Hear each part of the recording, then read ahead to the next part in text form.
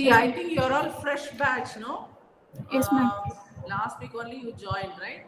Okay. Do you all have some basics about the symptomatology in CBS? Or shall we have to start from the basics? You have to tell me. Yes, Ishmita? Ma'am, we have some idea, ma'am. You have some idea, so we can continue? Yes, ma'am. Yes. So now you will tell us about the 4 grades of NOHA classification regarding dyspnea.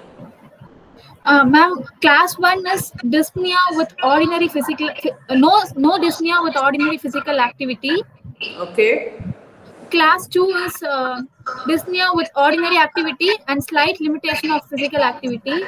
Otherwise, we can call it as accustomed work. No, patient becomes Okay. dyspneic while doing the accustomed work. Okay, fine.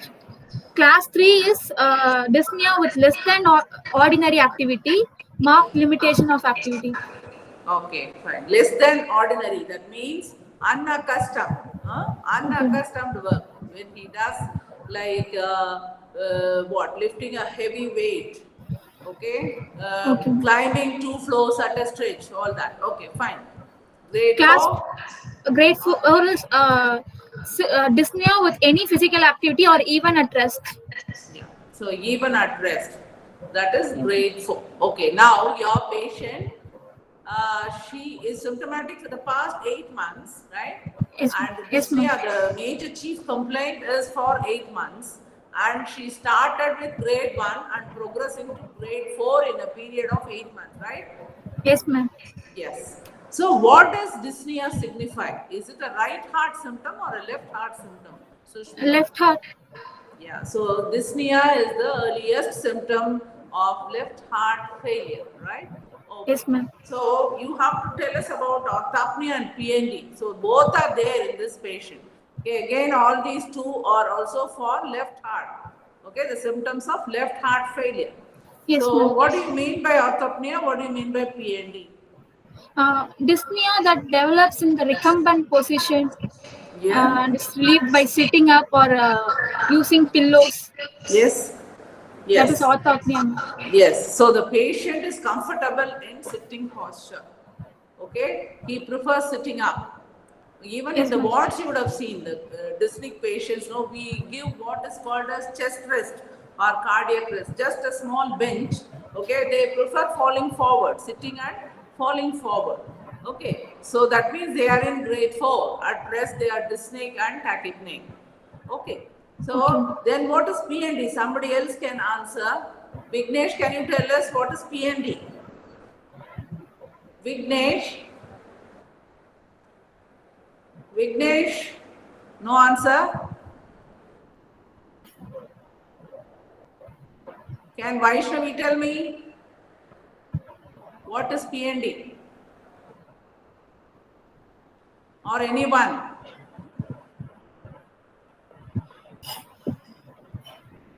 Yes?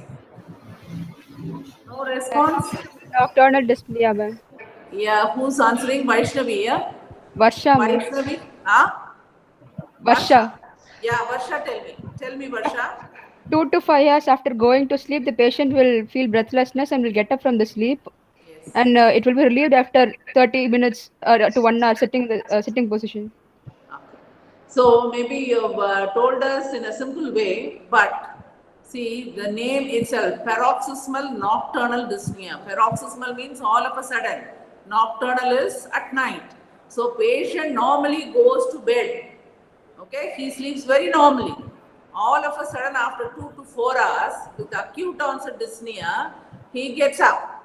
He gets up, not only sits at the edge of the bed and he is coughing violently, and he goes near the window, opens the window. Typically, he is severely hypoxic. He violently coughs and brings down what? Pink frothy sputum. So it indicates what? Indicates what? It will not subside on its own. If he is not treated, he will die. So it's like an emergency, PND. So it's nothing but an acute left ventricular failure, acute pulmonary edema. So in acute pulmonary edema, you get what type of sputum? Pink frothy sputum. Okay. pink frothy sputum. So this is a dangerous symptom of left heart failure. Right. Proceed. Proceed, Then there is Sushmita. history of palpitation for 2 months duration, Yeah. which was sudden in onset, irregular in nature, not Okay. associated with syncope, chest pain, neck pain, Yeah, I'll go pulsation. one by one. Okay. Can you define what is palpitation, Sushmita? Can you Ma'am, define palpitation? unpleasant awareness of one's own beating of heart, rapid, which is rapid. Rapid. Okay, fine. So, undue awareness of one's own heartbeat is called palpitation. So, this palpitation can be either physiological or pathological. Here in your case, since there is dyspnea for 8 months, is it physiological or pathological? Pathological. Definitely it is pathological. Yes, Okay. ma'am. So if it is going to be physiological, what are the normal physiological causes of palpitation? I think all of you would have experienced. All of us would have Anxiety. experienced. Very good. Then anyone? Surya? Exercises, Here? ma'am. Exercise, yes. Exercise, emotion. Okay. Children. Pregnancy. Pregnancy, very good. All these are the physiological causes. What are the pathological causes of palpitation? Palpitation, pathological. Anemia. Again, you can divide them as cardiac cause and non-cardiac cause. Okay? Cardiac and non-cardiac. So first we'll finish off the non-cardiac cause. What are non-cardiac cause of palpitation? It can be simple. Pyrotoxicosis. Yeah, simple fever, thyrotoxicosis, okay, anemia, beriberi, okay, all these can present as palpitation. You should not forget hyperthyroidism, even pheochromocytoma, a tumor of the adrenal, okay, it can present as acute onset palpitation as well as hypertension, okay, pheochromocytoma. So all these are non-cardiac causes of palpitation. If you take cardiac cause, again you can divide them as electrical cause and non-electrical cause. Electrical, I mean, is the involvement of the conduction tissues. Okay, you know what are the conduction tissues, the conduction pathway? Yes or no, Sushmita? You know the conduction pathway in the heart? Yes, ma'am. Yes. So it starts from SA node, goes to the left ventricle. So in tachyarrhythmias, like your ventricular fibrillation, ventricular tachycardia, paroxysmal atrial tachycardia, if it's going to be an atrium, okay? So all these patients will experience palpitation. Similarly, if you take the non-electrical causes of palpitation, so the patient can have a regurgitant lesion. For example, MR, mitral regurgitation, or it can be AR, aortic regurgitation. All such leaks where there is volume overload, patient will definitely give history of palpitation. Okay, so all these you should keep in mind. So in our patient, this palpitation is irregular in character. An intelligent patient can say whether it is a regular palpitation or regularly irregular or irregularly irregular.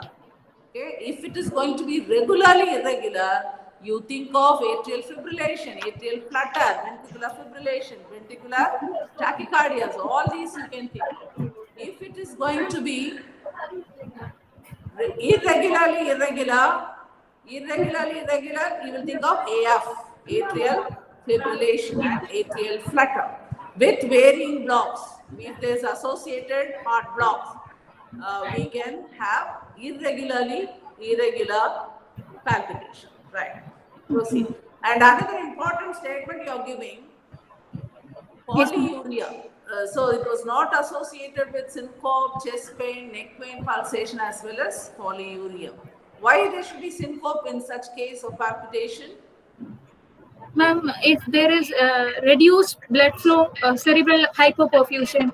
Very good, yeah. So if there's going to be a tachycardia, the filling of the ventricle, left ventricle is less. Obviously stroke volume is less and the brain is less perfused. So obviously they are prone for syncope. Okay. Similarly, chest pain, the coronaries are less perfused.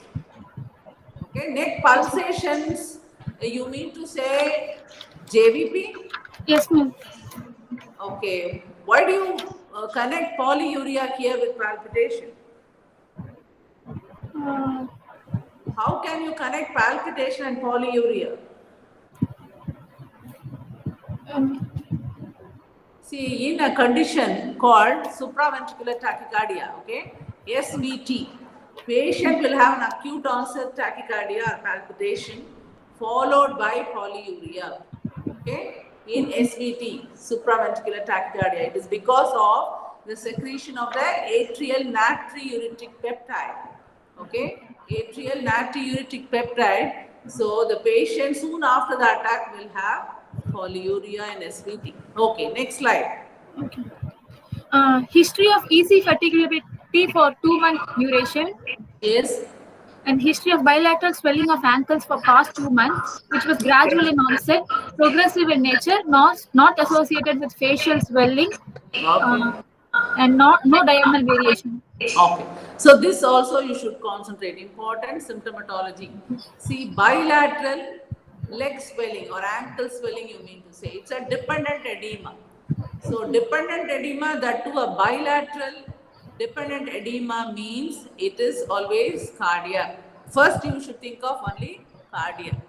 Okay. Dependent bilateral pitting pedal edema is cardiac. If it is non-dependent, like periorbital, okay, just a second.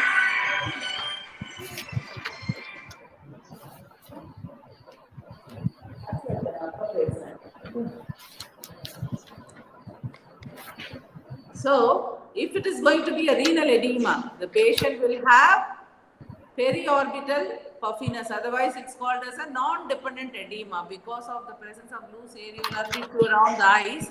The patient soon after getting up from the bed in the morning will have periorbital edema. Okay. So, if the swelling is unilateral, what will you think? Shushmita, tell me.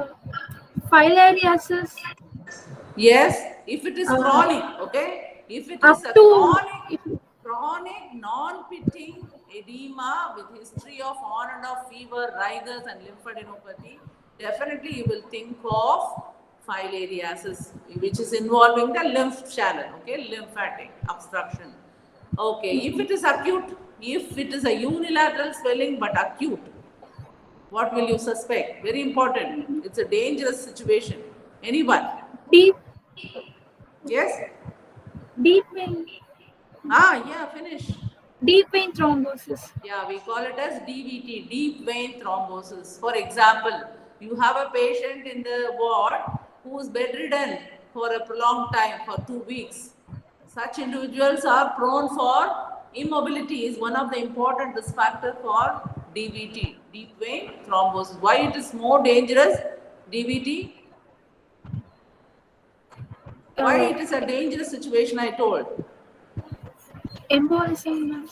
Yes, so anytime this thrombosis can embolize, pulmonary embolism, okay? So you should keep in mind, not only this, even any pelvic surgeries, okay, pregnancy, those who are on oral contraceptive pills, or any other hypercoagulable states. So such individuals, they are prone for clot formation. Very easily they form a clot anywhere in the body. Okay. So DVT you will think of. How will you confirm it is DVT bedside? How will you confirm it is DVT?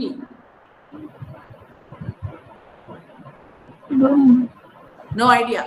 So nothing. Actually, you have to do just dorsiflex the foot. Dorsiflex the foot. It is called Homan sign. So they will have severe pain. There is another sign called Moses sign, where just gently you have to feel the cough muscle.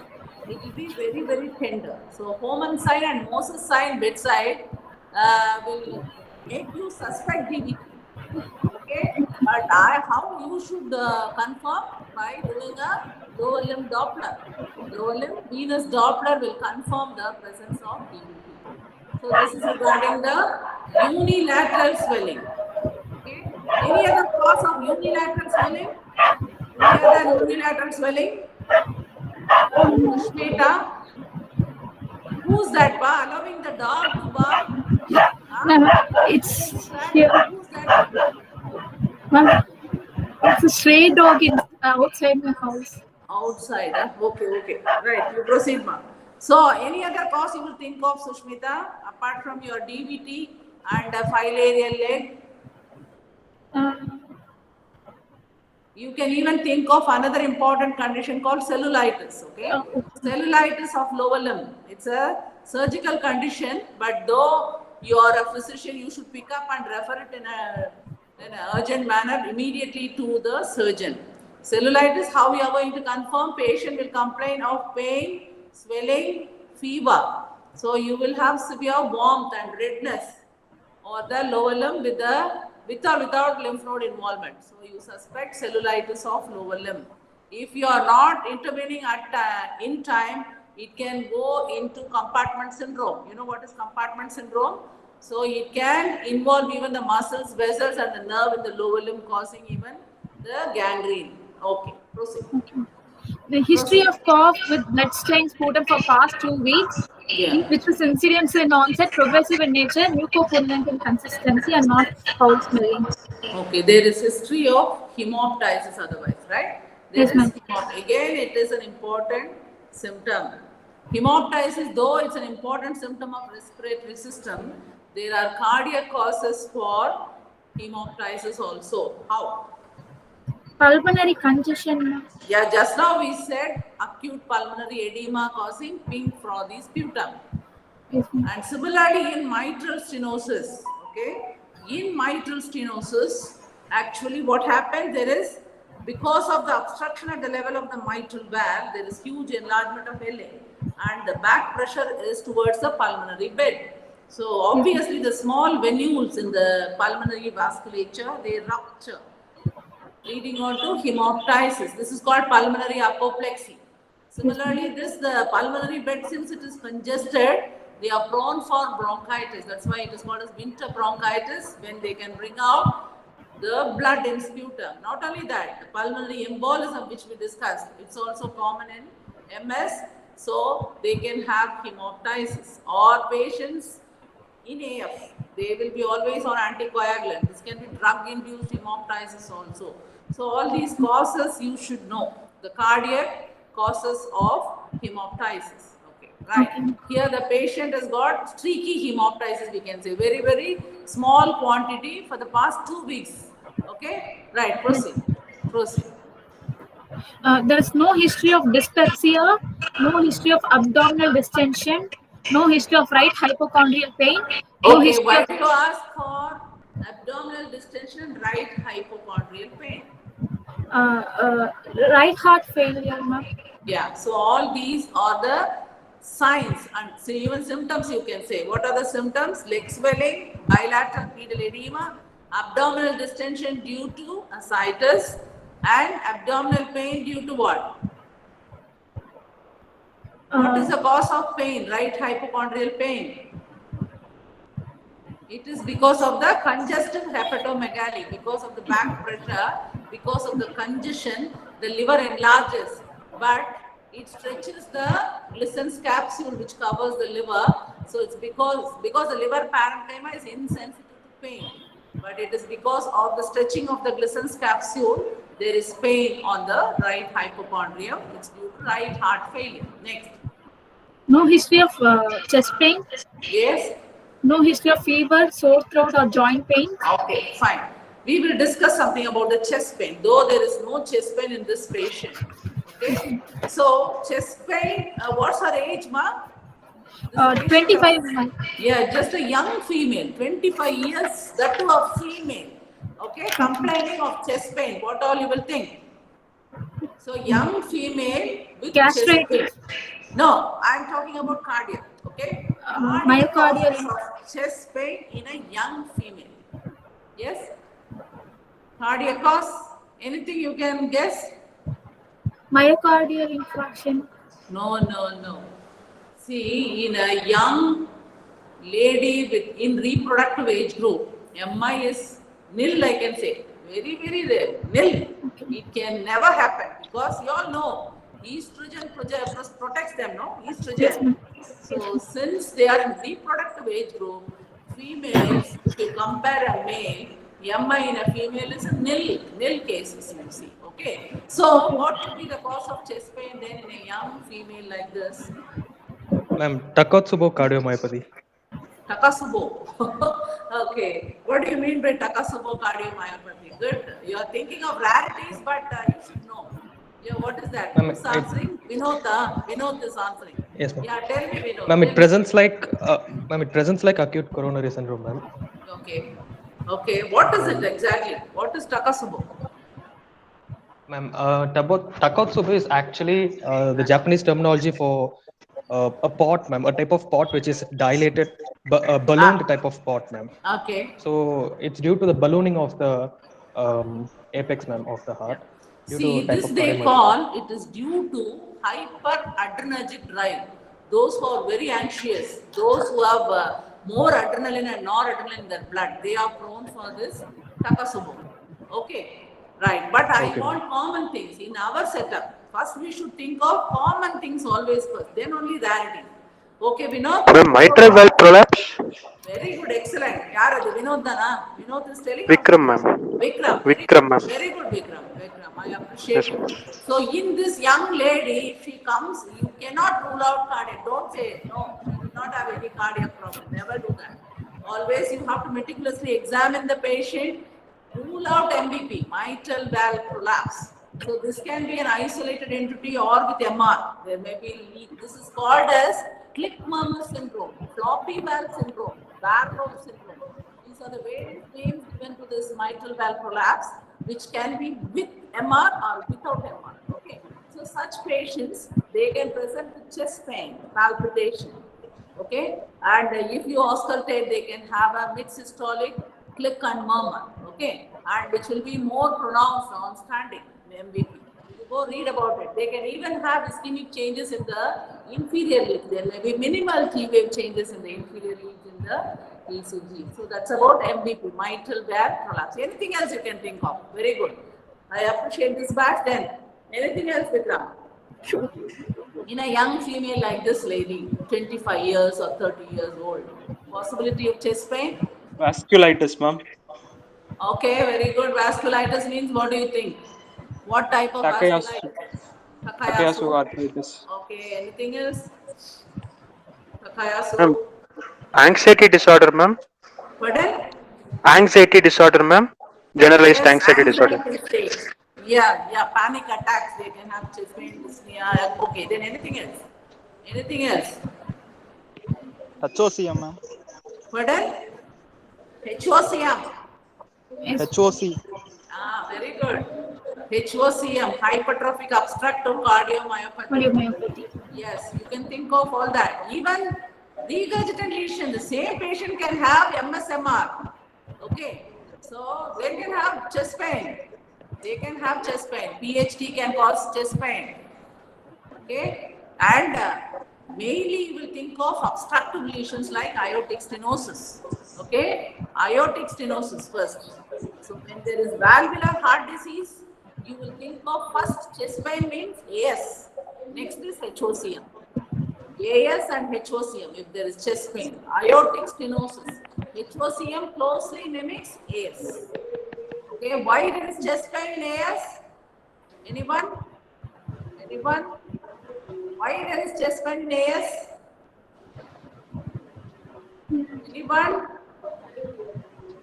Ma'am, due to reduced diastolic perfusion of the Excellent. heart muscles. So there is left ventricular hypertrophy. If you see the LV cavity, it is very small. So the filling is obviously less. Again, the stroke volume is less because of the obstruction in the form of aortic stenosis. The valve area is very small. So the stroke volume is less. So again, obviously the coronaries are less perfused during which cycle? Diastole or systole? Diastole, ma'am. Diastole. In the diastolic phase, the coronaries are perfused. So obviously, even in AR, they can have chest pain. In AR, because of peripheral runoff, during diastole, the perfusion is less to coronaries. So they can also have chest pain. So AS can have chest pain, AR can have chest pain. Similarly, HOCM, you should think of. And all other things, what all you said, I accept. Others, like your connective tissue disorders, vasculitis. Vasculitis you can think of all this. And MVP should come first. In a young female with chest pain, you will definitely think of MVP first. Next, Sushmita. No history of voice change, no history of dysphagia, no history of recurrent respiratory tract infection, No, history of you left one. Fever. no sore history of throat and fever, joint pain. sore throat, and joint pains. So why you should ask this history in this young female who is just 25 years? Yes? To know if she had acute rheumatic fever. Very good, very important. Youngsters with heart disease always rule out rheumatic fever in our setup. Or it can be even rheumatic reactivation. All these things you should keep in mind. In rheumatic reactivation also there may be again fever, sore throat, joint pain. Okay, so all of you know something about rheumatic fever. Shall we just brush up for a short while? Or the presenter can tell us about rheumatic fever? Yes, Sushmita? Yes, ma'am. Yeah, tell me. So It is due to when will you suspect rheumatic fever in any individual? Any individual means young individual. Yes. when there is fatigue, fever, joint pain, Okay. palpitations. Okay. Sore throat, which should be recurrent sore Yes, throat. ma'am.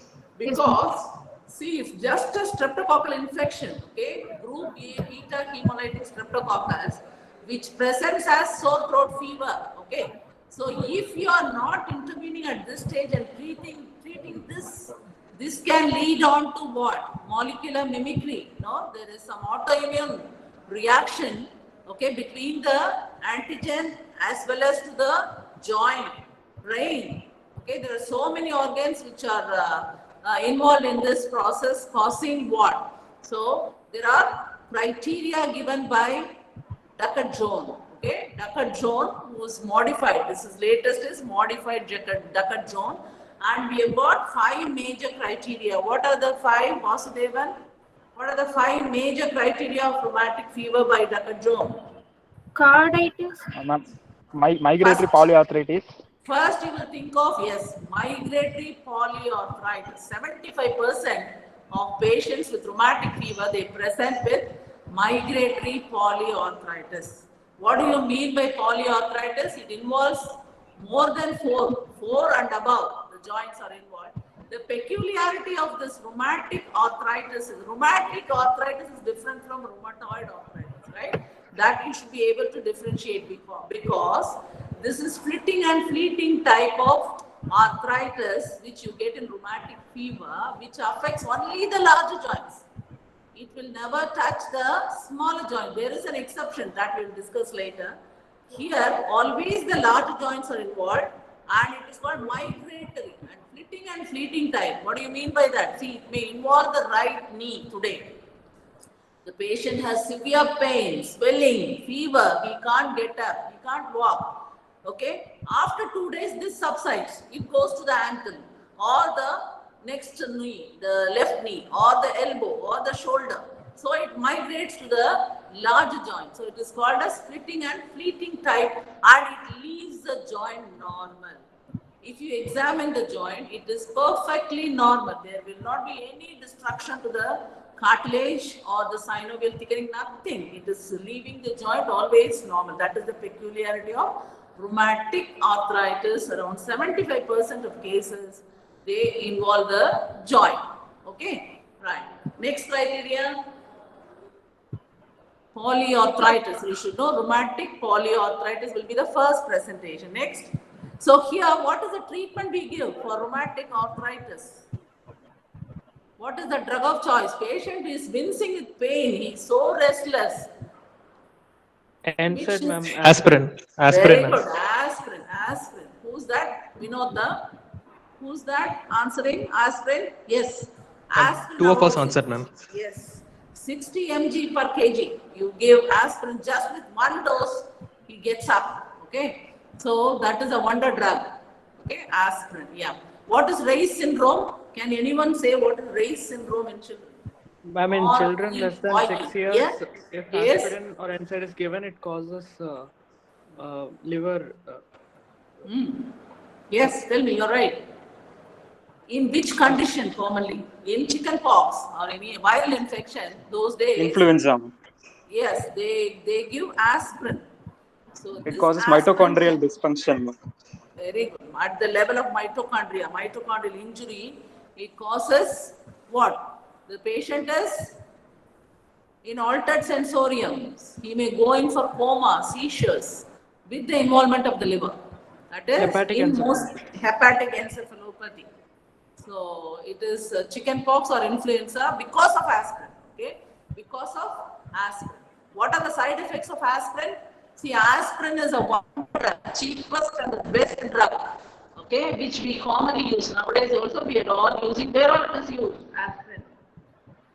Apart from arthritis. Anyone? Has a prophylaxis for blood thinner, ma'am. It's an antiplatelet drug as well. Yes, it's an antiplatelet drug. In all cardiac MI, you give loading dose. Post-MI. Yes. In acute MI, you give 300 milligrams loading dose of aspirin along with clopidogrel, 300 milligrams. Okay. So soon after the attack, the maintenance dose will be reduced to 150. So from 300, even in sometime prophylactic usage, it is just 75 milligrams. So what are the side effects? Side effects of aspirin. Tinnitus, Gastritis, ma'am. Gastritis, severe gastritis. The patient can have UGA bleed. See, in an ischemic stroke, you will see the case or CVA. We will give always aspirin. We rule out bleeding. We rule out ICH by seeking drain. Okay, and we start aspirin. See, aspirin, if they bring out coffee ground vomiters, you always suspect aspirin-induced gastritis and UGA bleed. Immediately you stop the drug. Okay, but it's a wonder drug. If you use it carefully, it is the best drug. Okay, for cardiac causes, any vascular CVAs, lifelong they are supposed to take aspirin. Okay, right. So, what is the next criteria? Next criteria, major criteria by Dr. Jones. Carditis. Carditis. Yeah, carditis. What is the peculiarity of carditis? Rheumatic carditis. So it is a pancarditis. It involves all the layers, endocardium, myocardium as well as the pericardium. Okay. How will you pick up endocarditis by auscultation? Any murmur you pick up in rheumatic fever? Anyone? Cary-Combs murmur. Very good, very good. It's a mid-diastolic murmur. Cary-Combs murmur because of the acute valvulitis. So you pick up the MDM in the form of Cary-Combs murmur. If it is going to be myocarditis, you see tachycardia. Okay, tachycardia, disproportionately increased heart rate. Okay, if it is due to pericarditis, because it is bread and butter pericarditis, right? So by auscultation, what can you pick up? Pericardial rub, ma'am. Pericardial rub, the superficial, scratchy as well as evanescent. It is short-lived. Okay, pericardial rub you can pick up. So this is a pancarditis. Okay, what is the next major criteria? Next major criteria of Dr. Jones. Yes? Third one. Skin lesions, ma'am. Subcutaneous nodules. Subcutaneous, yeah, subcutaneous nodules. See, if you feel the patient, the nodule will be firm in consistency, about 1 to 2 centimeters, painless, firm, solitary nodules over the extensor aspects near the bony prominences, like maybe in the occiput, you will search the occiput, spine of scapula, the vertebral spine, the olecranon, just above the olecranon, the extensor aspect of the arm, forearm as well as the lower limb. The extensor aspect, you feel for the subcutaneous nodule. Pathologically, they are nothing but the Aschoff bodies. Yes or no? Yes, they are Aschoff bodies. Pathologically, if you take pathological block out of it, you will look for Aschoff nodules. Okay. Then next major Erythema criteria. marginatum. Erythema marginatum. See, in our setup, most of Indians are dark. No, it's very rare to see in our setup, but still you should know what it is. Actually, the distribution is bathing suit appearance. It spares the limbs, only the trunk. It involves the trunk. How it looks like? They are non-itchy, non-tender, non-pruritic macules. Okay, so these macules are flushed to the surface with central clearing and the peripheral spreading. Central clearing they will have and the peripheral spreading. So this is called as erythema marginatum. There is another entity called erythema nodosum. Yes or no? So erythema nodosum, where will you see in sarcoid, in TB and all you will see. Okay, it will be very, very painful. Painful nodules. They are called as erythema nodosum. That is different. This is erythema marginatum. Then what is the next major? Chorea. Chorea. Rheumatic chorea. Otherwise known as St. Vitus dance. Why it is called as dance? Jerky movements of the 10, limbs. 15. 10, 15. Yes, tell me. Why it is called as St. Vitus dance? Yes? Actually, Ma'am, the patient will have purposeless movements of the very limb. good. First, you should know what is chorea. So, chorea is an involuntary movement. They cannot control the movement. Involuntary movement. It is sudden, jerky, quasi-purposive or semi-purposive movements involving the proximal muscles, proximal joints. Okay. So, the chorea, it will be sudden. So, it will be like a dance associated with hypotonia. The patient will have hypotonia as well as emotional ability. They will have emotional ability. It mostly affects adolescent girls, and it is one of the thing which manifests very late. Even after 3 months of rheumatic fever, the girl can come just with involuntary movement. So you will suspect only rheumatic fever, but you should be sure it is chorea. Okay, so chorea you should know. Chorea can be, what is chorea gravidarum? Even in pregnancy they can manifest as chorea.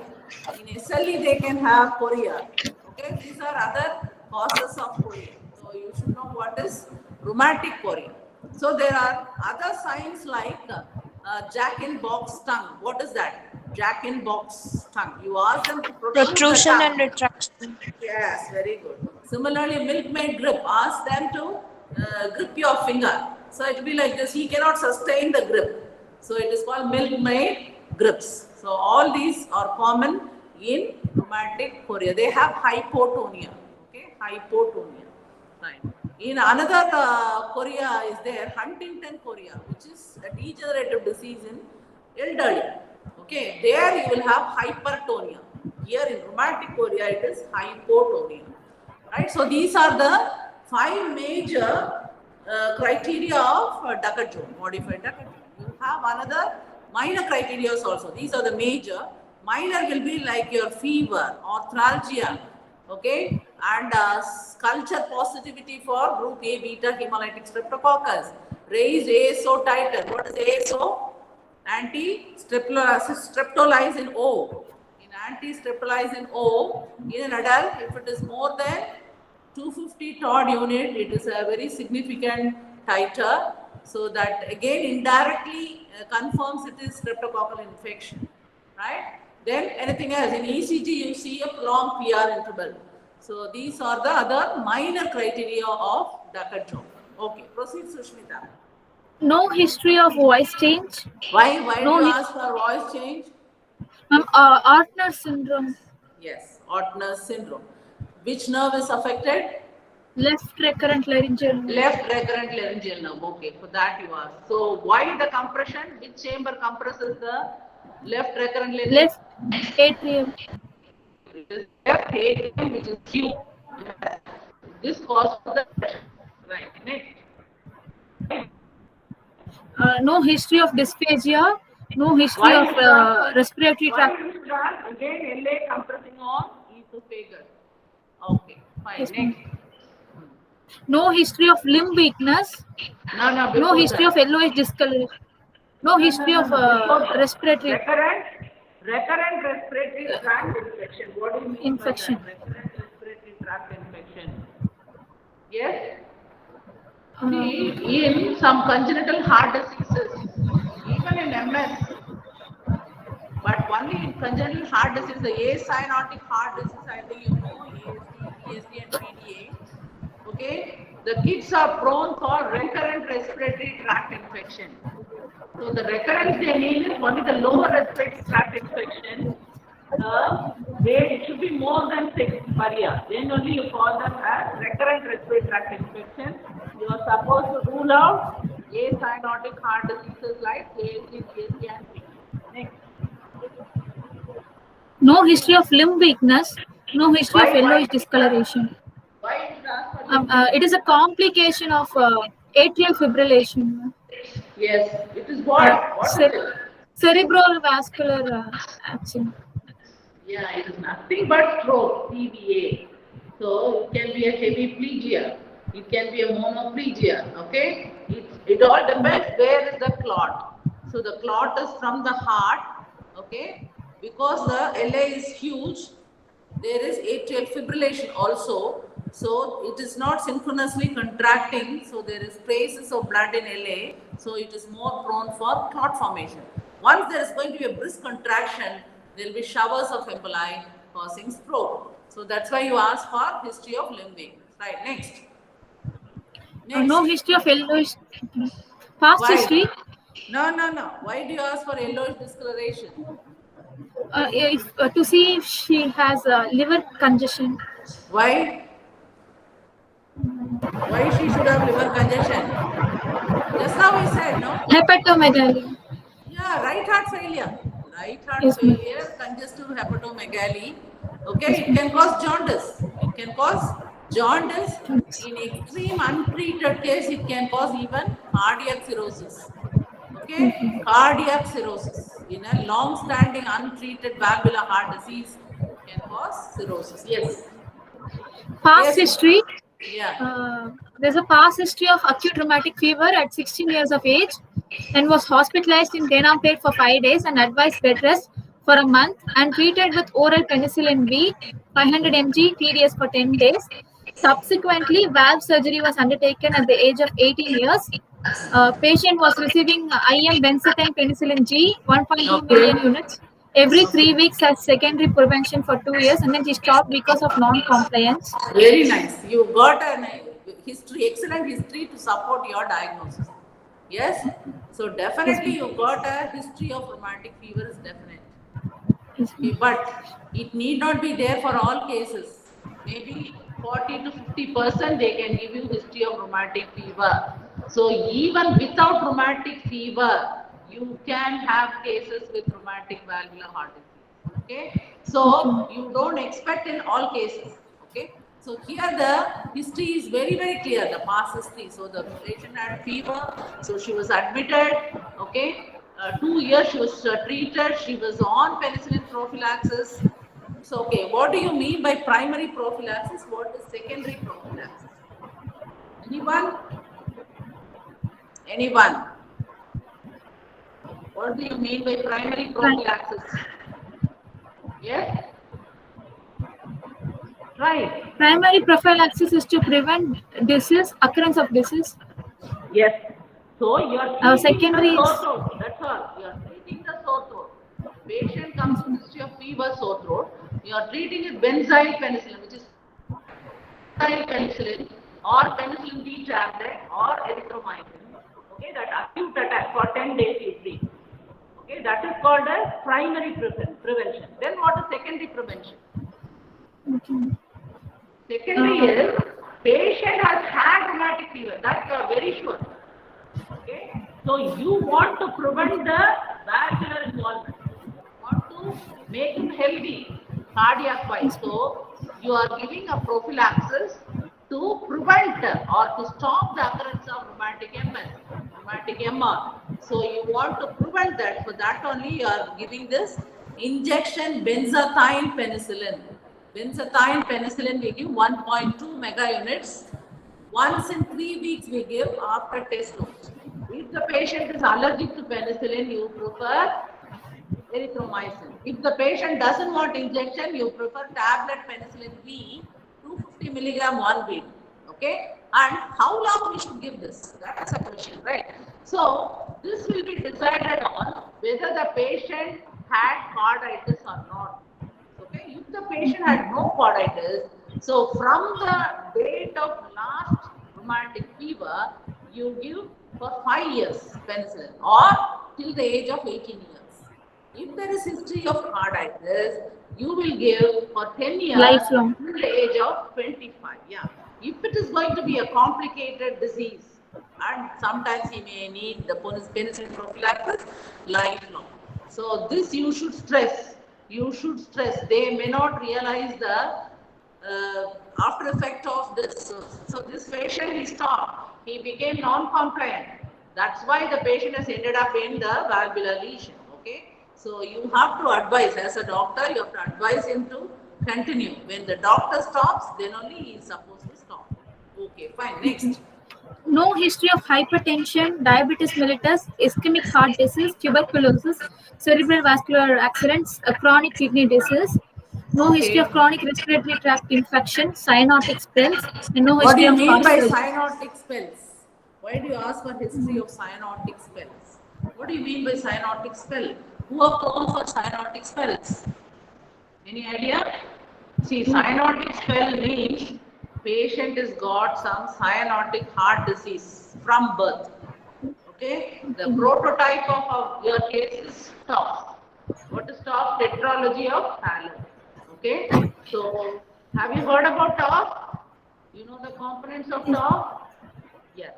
So, there, the tetrad is infundibular or pulmonary stenosis, right ventricular hypertrophy, large VSD and a overriding aorta. So, when the infundibulum undergoes spasm, there will be nil oxygen, nil circulation to the pulmonary circulation. So, obviously, the patient becomes hypoxic and blue. It is nothing but a central cyanosis. If you are, it's a medical emergency. If you are not treating or picking up the case, the patient may die. Okay, patient can go in for coma, respiratory failure. All these can happen in a cyanotic spell.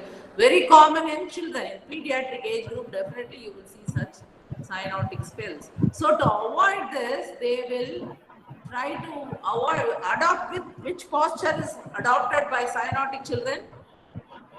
Knee chest position, ma'am. That is called as squatting, which is called as squatting. So they will prefer flexing all the limbs, upper limb as well as lower limb. They'll sit like this. So this is the universal squatting. So squatting prevents cyanotic spells. We will discuss one day about TOF and I will explain you all about cyanotic spell. Right, proceed. Treatment history, medical history, oral penicillin B, 500 mg TDS for 10 days, IM benzathine penicillin, 1.2 million units every week for 2 years. Surgical history, balloon valvuloplasty. Family history, no family history of hypertension, diabetes mellitus, One second. So this patient underwent balloon valvuloplasty, is it? That's what he said, huh? Yes, Oh, that is the problem here. See, there are so many options for the pure MS surgery. Pure MS, there should not be any regurgitation. So they use what is called as balloon. Through the femorals, they go to IVC, okay, and they go to the interatrial septum and then they reach the mitral valve, okay. That balloon will be inflated at the level of the mitral valve, okay. So the stenosed valve, the stenosis is released and they come back, okay. But the disadvantage of this balloon is re-stenosis is very common with balloon and it can even create leaks. So balloon is ideally done for only pregnant ladies. Maybe if they manifest late in their pregnancy, balloon will be ideal. Similarly, aged patient, 80 plus, which is very, very rare. Rheumatic heart disease is very rare, but still there are few cases if they come. So balloon will be ideal in elderly. Okay, but this patient has undergone balloon and landed up with re-stenosis. Okay, fine. Yes. no family history of hypertension, diabetes mellitus, ischemic heart disease, or similar episodes in the family, and no consanguinity. Very important. In a case of rheumatic fever, family history is very, very important because, see, actually who are all prone? Usually poor people, poverty, okay, overcrowding. If you see, go in the slum and see, they live in a hut. even without window. Overcrowding. 10 people will be living in that hut with no ventilation. So, if one person acquires the infection, if he coughs, obviously the same infection, cross-infection is possible. So, you should know about the family history in the case of rheumatic fever also. Not only hypertension, diabetes, dyslipidemia, all that. So, you will say there is no rheumatic fever in siblings or family members. Okay, right. Proceed. Okay. Personal history. Patient is a mixed diet consumer. No alcohol no history of alcohol consumption or smoking. No history of IV drug abuse. Okay. Okay. Marital history. Unmarried woman. Menstrual history.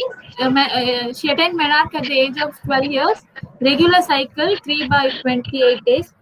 Not associated with pain or clots. Fine. Okay. Yes.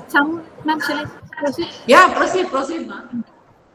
A 25-year-old female came with chief complaints of dyspnea for 8 months, palpitation and easy fatigability for 2 call months. it as, here the P is silent, okay, Sushmita. You pronounce it as dyspnea. Dyspnea. Not dyspnea. Yeah, you have to Okay. pronounce like this. Dyspnea, not dyspnea. Okay? Right.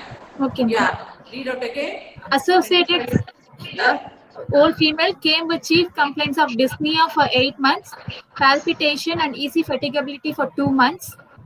Associated symptoms include orthopnea, P&D.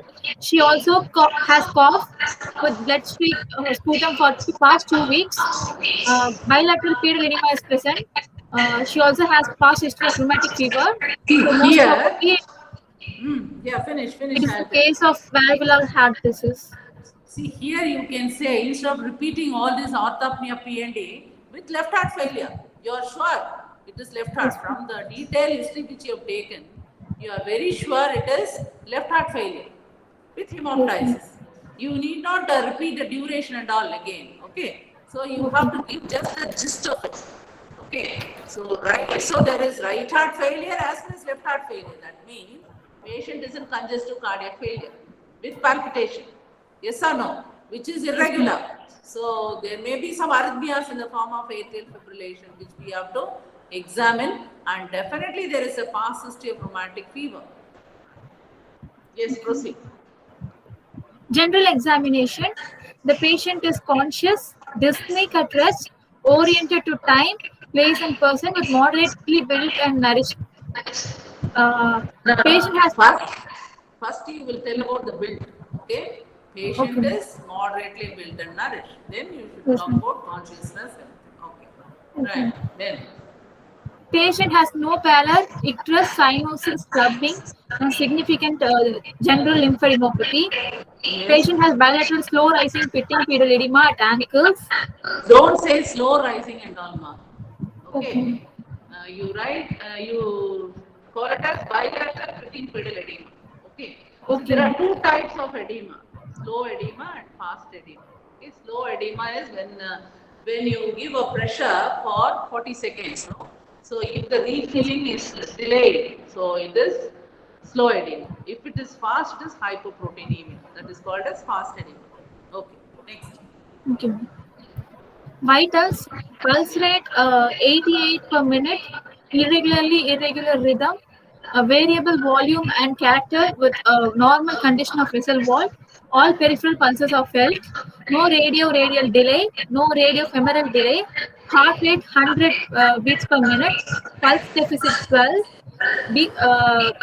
Blood pressure 120/80 mmHg. Respiratory rate 16 breaths per minute. Temperature afebrile. JVP elevated 3 cm above sternal line. Okay, stop with that. I will give my remarks. Go back. So here, see, in a cardiovascular system, pulse, BP, both are very, very important. Okay, with pulse, we make so many diagnoses. So in this patient, the pulse is 88 per minute.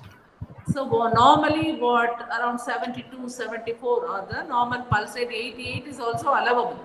But see the character of the pulse, the rhythm, no, it is not regular. So she says it is irregular rhythm. So that itself tells it is the patient is in atrial fibrillation. Fibrillation. Okay, so you should be experienced in picking up irregular pulse bedside. Okay, bedside you should know how to palpate a pulse using the middle three fingers. All that will teach when you come to wards. Okay, so you should know how to do it. See, the methodology is very important. You can write whatever you feel like in the case sheet, but you are supposed to demonstrate the finding to the examiner. Not only that, it's your lifetime lesson which you learn from our patients in the ward. Okay, so you have to feel the pulse for full 1 minute. You are supposed to count the pulse. Don't be in a hurry.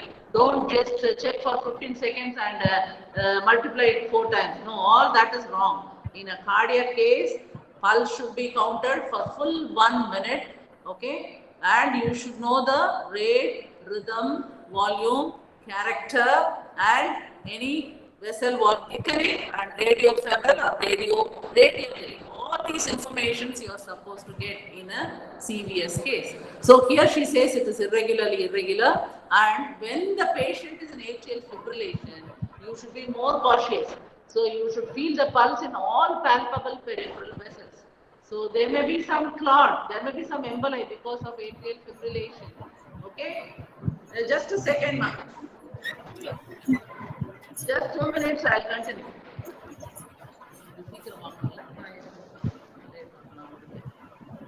எல்லாம் உடம்பு கரெக்டா பாத்துக்கியம்மா sign சொல்.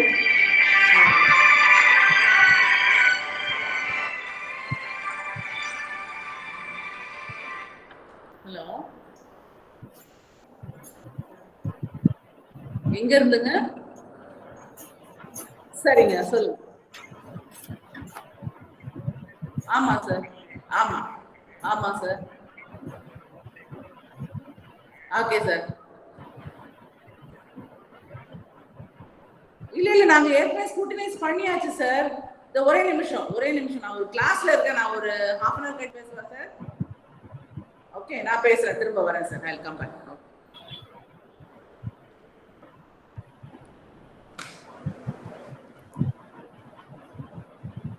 இதெல்லாம் கரெக்டா count பண்ணிட்டியா?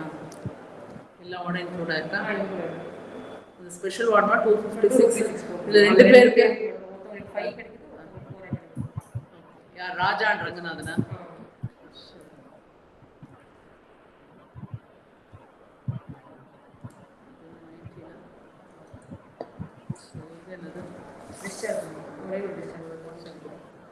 எங்க எந்த ward?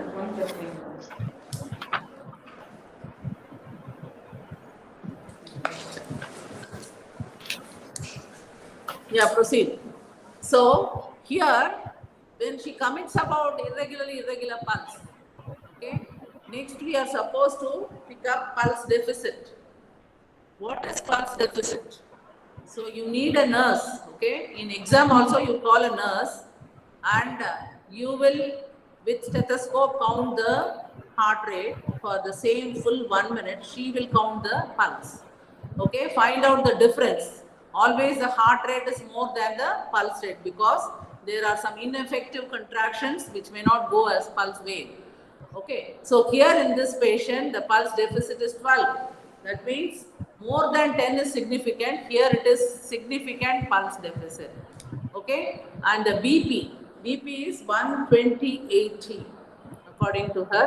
Here if the patient is in AF, we have to take 3 readings and take the average always. Okay, and respiratory rate is normal 16, temperature afebrile, and JVP is elevated 3 centimeter above the sternal angle. That's what she says. So the patient should be put in 45 degrees and look tangentially for the waves. Here, since the patient is in atrial fibrillation, A wave will be absent. Okay, A wave is absent in atrial fibrillation. So in JVP, we expect absent A wave. Okay, next one. Can I go to the next slide, ma'am? Yes, next. CVS examination. Inspection. Chest appears to be symmetric and ellipsoid in cross section. Trachea appears to be in midline. Apical impulse visualized in left fifth intercostal space, medial to mid-clavicular line. There appears to be no venous encroachment, no precordial bulge, scars or Okay. sinuses. Okay. So Epigastric here, and just you look at the apex. Again, it's another clue for you. Okay. Yes, ma'am. See, it's in the left intercostal space, medial to the mid-clavicular line. So, what's your impression regarding this? tapping character. No. You are inspecting. You cannot touch the Oh, patient yes, now. ma'am. Yes. Okay. Here, see, is it a normal apex? Normal apex? No, ma'am. Yes, half an inch medial. You have not mentioned the thing. Actually, we expect a lateral displacement. Here it is medial. Okay. Right. See here in MS, the LV is small, whereas there is RVH, secondary to pulmonary hypertension. So that can make the heart rotate laterally. Okay, but your patient, it is normal. Okay, fine. Next. Okay. Palpation, tracheal position confirmed to be in midline. Apical impulse is felt in the left fifth intercostal space, 1.25 centimeter medial to mid-clavicular line, tapping in character. Epigastric pulsations felt on tip of palpating finger. Left Yes. parasternal sheath present. Palpable P2 is present. Presence of diastolic thrill over. So you get so many information in this palpation. Okay, here you have palpated the trachea and midline. So there is no mediastinal shift. The upper mediastinum is normal. So apex again, you say definitely it's a tapping apex. So there are different types of apex. It can be a heave, it can be a hyperdynamic apex, or it can be a tapping apex. Tapping apex is peculiar for mitral stenosis. They come, touches the chest wall, goes away. Touches the chest wall, goes away. Okay? If it is heave means it will sustain lift of the chest. Sustain lift. Hyperdynamic is fast. It is faster. Okay? So there are three types of apex. Right. Next. So epigastric pulsation signifies what? Parasternal heave signifies what? Parasternal impulse is seen in left atrial enlargement Yes. and right so there is ventricular a, enlargement. No. It is because of the right ventricular hypertrophy. Enlargement. Yes, ma'am. Yes. So RV. Okay. Next. Percussion, left and right border found to be within normal limits. Auscultation, mitral area, irregular S1 Hz, variable in intensity, S2 Hz, rough rumbling, and low pitch mid-diastolic murmur heard with the bell of the stethoscope, with patient in left lateral decubitus position and breath held in expiration. No pre-systolic accentuation. Tricuspid area. One minute. You should go slowly. Okay. See, in a mitral stenosis, you are starting from the mitral area, right? So you will say first the heart sounds. First you will say S1, S2 heard. Okay. Then you will comment about S1, which is irregular.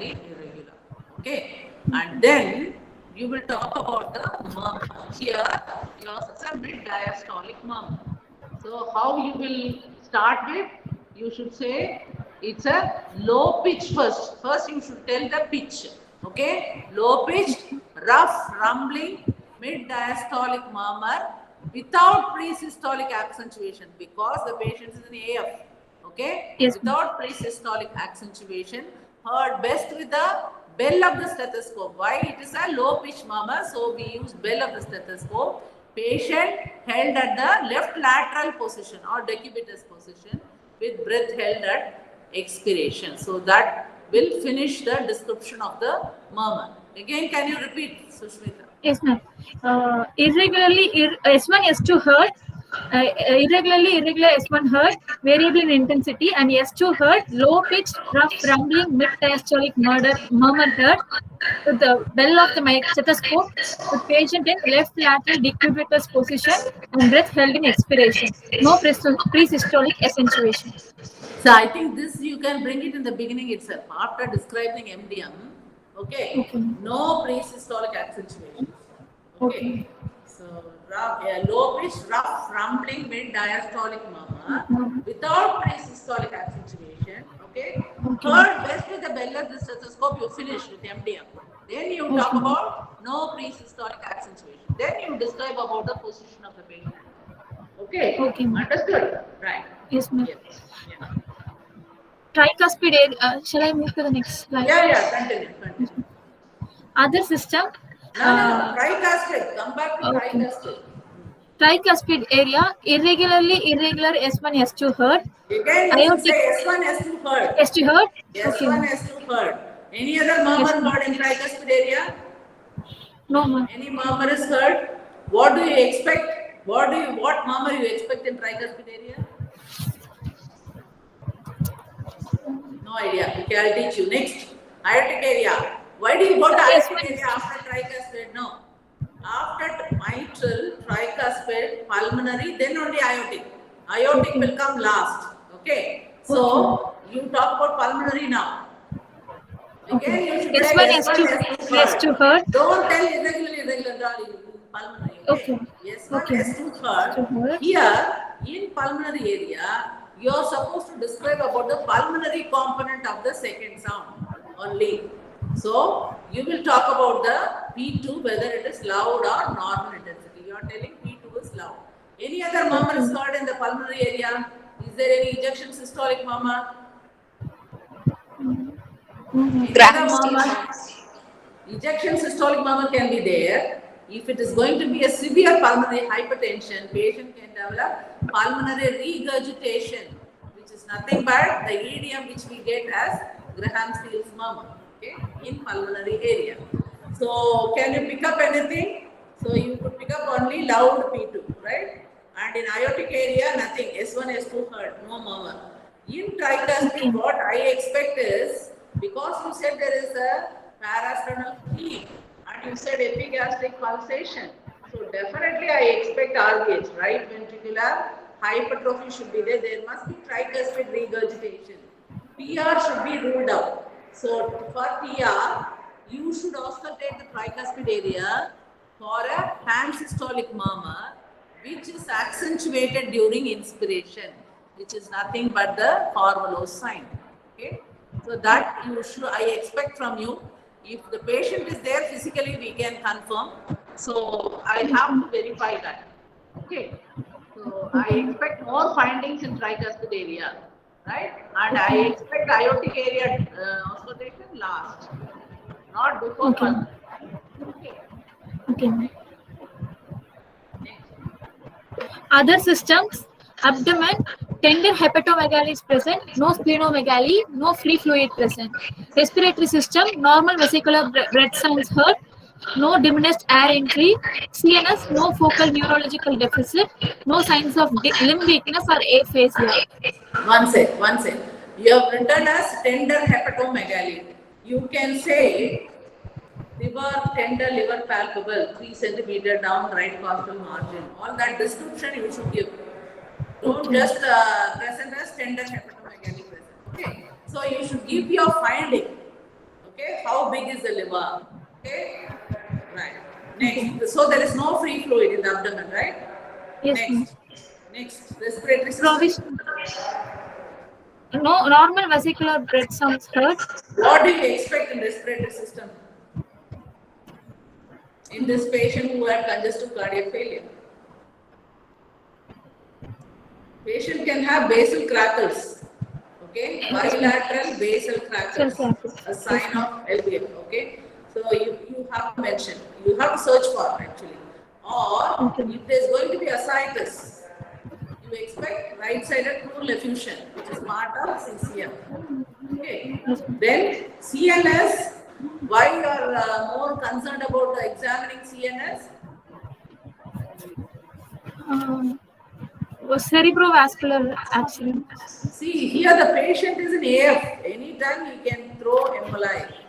Okay? Patient can have emboli. What? Okay, it can go to the lower limbs. Causing hemiplegia or hemiparesis or peripheral emboli also. It can go sit over the common iliac or it can go down to the femorals. Okay, anything is possible. Right. Next. Provisional diagnosis: a case of acquired valvular heart disease, probably of rheumatic etiology, affecting mitral valve, most likely mitral stenosis. The patient has atrial fibrillation and has signs of right heart failure and pulmonary hypertension, with no signs of infective endocarditis. Okay, fine. Here, I want to just modify your diagnosis, okay? So, it's an acquired valvular heart disease. Don't say probably, because you are giving a clear-cut evidence, yes, ma'am. rheumatic fever. Then why do you call it as probable? So, you say rheumatic etiology, okay, which has affected the mitral valve in the form of mitral stenosis, okay? Then next to mitral stenosis, you should say about pulmonary hypertension. So, patient in pulmonary hypertension with features of right heart failure. Finally comes the atrial fibrillation, okay, and no signs of infective endocarditis. How common is infective endocarditis in isolated MS? It's very, very, very rare. Infective endocarditis in isolated MS is very rare. Okay, when there is associated MR, patient can have IE. Okay, so it is very rare, very rare. Right, proceed. Investigations: complete blood count, hemoglobin, erythrocyte sedimentation rate, and lipid profile. Specific ECG, echo, X-ray chest, PA view. Treatment: medical treatment, penicillin prophylaxis, salt restriction, beta blockers to reduce ventricular rate, warfarin to prevent blood clot, and infective endocarditis prophylaxis. Surgical treatment: No, mitral. come back. Yes, ma'am. Here, see, we do CBC, particularly HBTCDC, ESR. Okay, though she is just 25 years, you can do one blood sugar. Okay, one RFT like urea creatinine, one urine routine. You do one lipid profile. Then you start with chest X-ray first, one ECG, echo. Echo will be last. Okay, in this order. Right? So, here in this patient, what treatment you want to give? So, the patient came with failure, pedal edema. Have you given any drug for that? So, first of all, you should write like this. First, you give bed rest. Okay? Even you have to weigh the patient every day. If there is edema, if there is fluid, more fluid. Okay? Then the diet, as you said, salt restriction. Salt restriction is important. Then prophylaxis can come last. Okay. So now you prefer which drug? The first drug, patient in failure. Patient in failure. So you prefer diuretics. Diuretics. Yes, ma'am. Which Potassium. drug you prefer? Which drug you prefer? No Lasix. spironolactone. Lasix. Patient is this way. History of orthopnea is there. PLD is there. Pedal edema is there.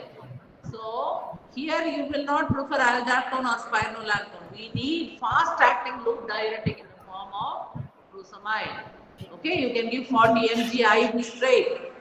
Okay, what other drug you want? Patient in atrial fibrillation. Next, which drug you want? Which drug you want? What is digoxin? What is the role of digoxin? Digoxin is a wonder drug, but you should be very, very careful because of digitoxicity. Okay, so that's why we give 5 days a week and we leave drug holiday for 2 days.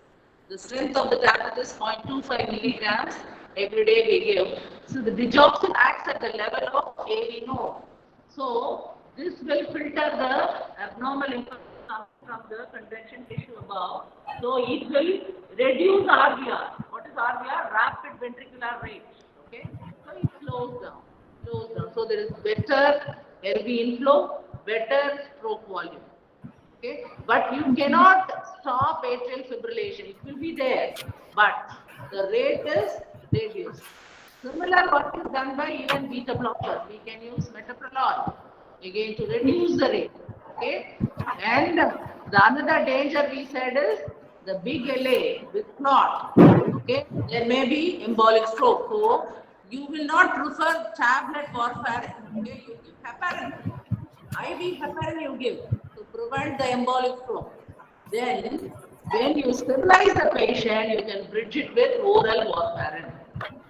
They have to take lifelong, and you have to monitor the PT-INR for the adequacy of the dosage. And then comes the penicillin prophylaxis. We will prefer in sick case IV. Okay, we give ceftriaxone. Okay, better than penicillin. When they stabilize, we again go back to tablet penicillin. Okay, and infective endocarditis, when they, as I told you, it is rare in isolated MS. Okay, it can be given when there is associated leak. Okay, so whenever you give digoxin toxicity is precipitated by hypokalemia. So always you are supposed to monitor the potassium level in the blood. So when the patient develops symptoms of digoxin toxicity in the form of vomiting, abdominal pain, and in ECG, what do you get in digoxin toxicity? Any peculiar ECG finding? They'll have, we call it as inverted tick mark appearance. Inverted tick mark appearance. Not only that, they can develop, most of the arrhythmias are very common because of digoxin. So you should be careful.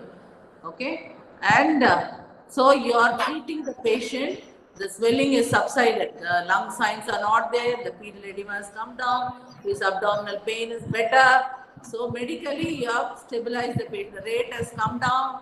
Okay, but you should be very, very cautious. When there is bradycardia, you should be cautious. It is again because of digoxin, because of beta blockers. Okay, you are supposed to stop the drug. Similarly, when the pulse, everyday pulse, you are supposed to see. When there is pulses bigeminous, when there is pulses trigeminous, you are supposed to stop digoxin. Okay, stop digoxin. Always give potassium supplementation when digoxin is given. Okay, so all these points you should remember. As house surgeons, you should come next year and see the patient and treat the patients. Okay, next. So after medically stabilizing the patient, we will go for surgery. Here, in this young lady, they have already done balloon. So we are with re-stenosed valve now. So what we feel is the patient can better go in for, so you will never advise balloon again. No. Okay. Similarly, you will never allow valve replacement because the valve, there is no leak. It is still an isolated MS according to your diagnosis. So never do valve replacement also. So you go for valvotomy. Okay. Valvotomy is closed mitral valvotomy. We call it as CMV, closed mitral valvotomy. They open up the chest. So how will you pick up CMV? You see a curvilinear incision, it's a submammary incision, which is curvilinear. In a female patient, you may miss it. So always as a cautious physician, you are supposed to lift the breast and see the curvilinear incision. So which is indicating that the patient has undergone CMC already, closed mitral commissurotomy.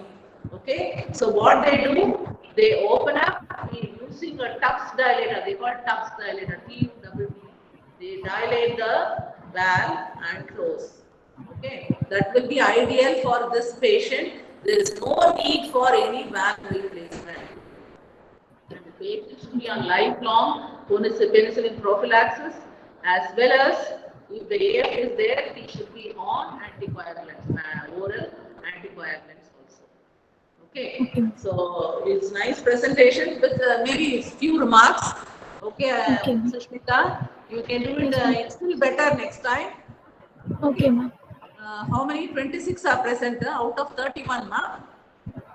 What is the strength of this batch? 30, ma'am. 30, is it? 30, 4 ma'am. are absent. 4 absentees. 26 only is shown here. No, ma'am, all are present. Anyway, Ma'am, you, yes, all Ma'am, present. all are present. but really, it shows 26, pa? Ma'am, it's The apart monitor from shows the 26. 4 tiles which are present on the screen, ma'am. It shows additional 26. So it's Fine, 26 fine. plus 4. Then it's fine. Okay. Okay. Anyway, you will give the attendance to our register also, right? Okay. Thank you so much. Ma'am, I have one doubt, ma'am. Yeah, yeah. Tell me. Who's asking? Ma'am, Syed Hafiz, ma'am, my name. Yeah, Syed, tell me Syed. Ma'am, in this patient where when Yeah. there is right heart failure and left heart failure both, can the BP be Yeah. normal, ma'am?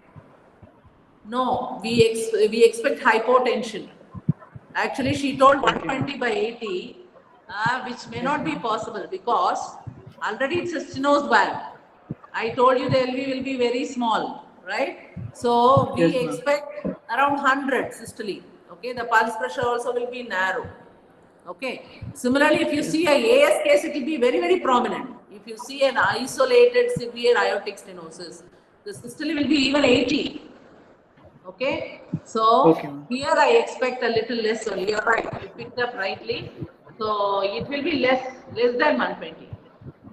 Okay. Ma'am, and about opening snap, ma'am, will Yeah. opening snap be always present in MS or like it can Yeah, be without? exactly. I'll tell you. Here in this patient, she is undergone balloon already. So you need not expect, but it will be there. It should be there in an unoperated case, untouched case. Definitely there will be an opening snap. Okay. What is opening snap? Ma'am, it is caused due to atrial systole, ma'am, Yes. which occurs after S2 is Yes, actually the during LA diastole. pressure is more. LA pressure is more. Okay, and the valve. Okay, Yes, ma'am. it actually opens out. You can say how can it buckling? There will be buckling of the valve because of huge LA pressure. It will not be normally placed. There will be buckling, so it snaps open. Snaps open. So that gives the opening snap. Opening snap is a high pitched sound and that indicates the valve is pliable.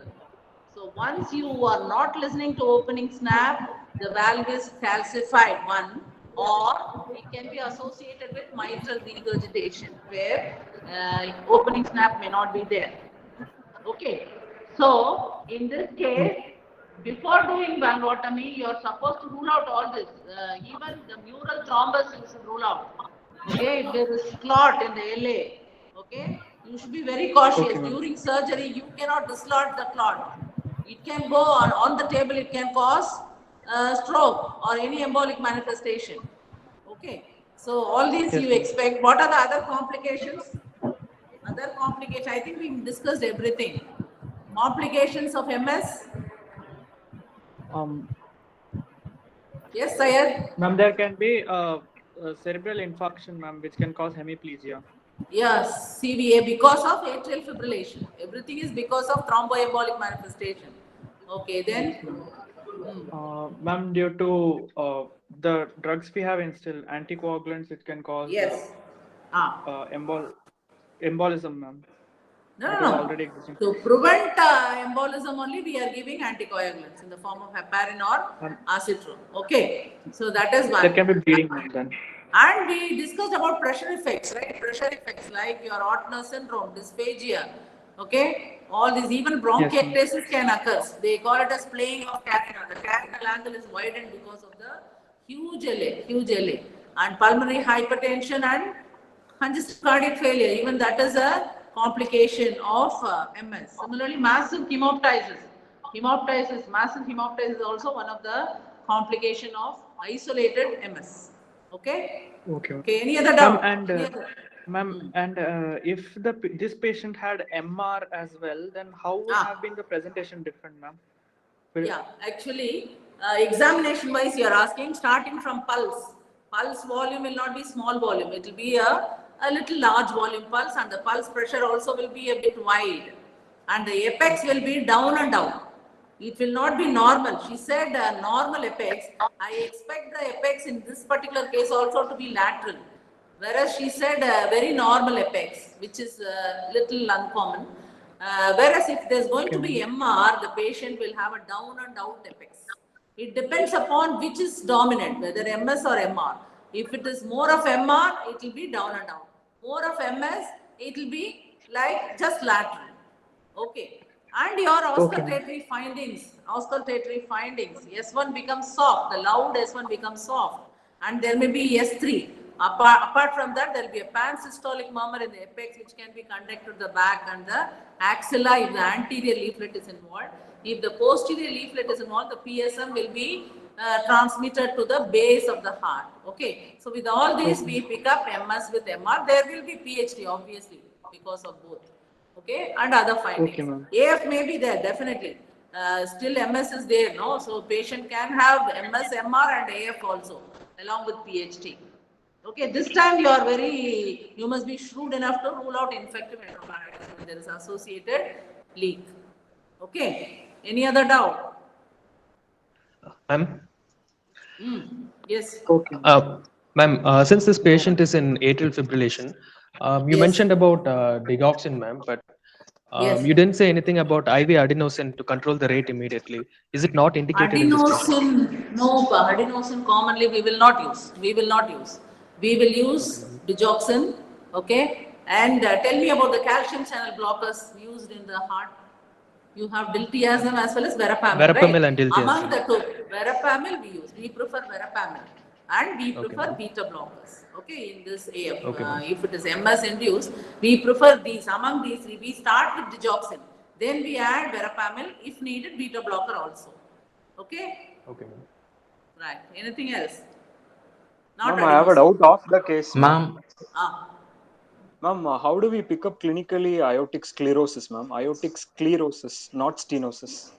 Aortic sclerosis you see only in elderly, right? Elderly.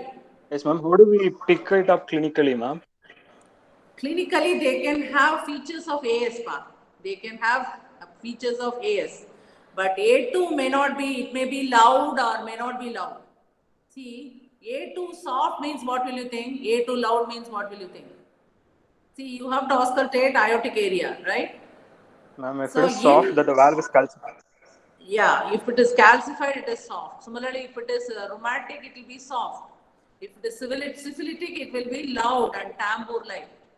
Okay. In aortic sclerosis, it will be soft. It will be soft.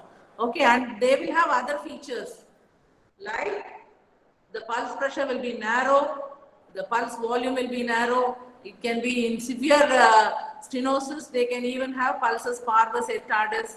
All that can be there. Or if there is associated AR, they can have systolic decapitation. We call it as. If you take the BP, it may not go higher because of the associated obstruction. Okay. Yes? Yes, ma'am. Thank you, ma'am. Okay. Okay, thank you. We'll close the session. Thank you, ma'am. All right. Thank you, ma'am. Thank you. Thank you, ma'am. Thank you. Thank you, ma'am. Thank you. Thank you. Wind up.